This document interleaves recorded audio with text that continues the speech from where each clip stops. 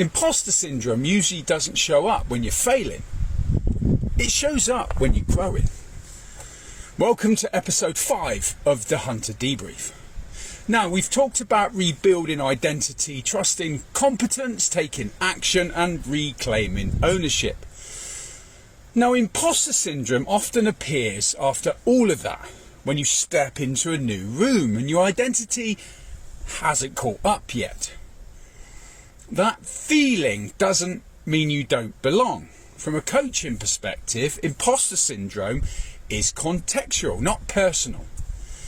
It appears when environments change, standards rise, expectations increases, and the nervous system reads new as unsafe.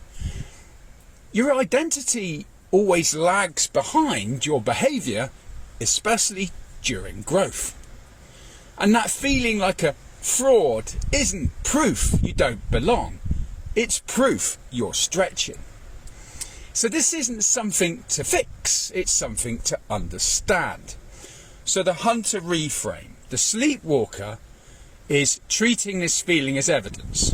It shrinks behaviour to feel safe and waits to feel confident before contributing, whilst the hunter expects that discomfort during growth and separates feelings from facts, and they choose to stay in the room. I suppose you could say a hunter doesn't ask, do I belong? They ask, what's mine to contribute? So your strategy on this, the evidence stack. When imposter syndrome shows up, don't argue with the feeling, anchor yourself in evidence. So write down the following.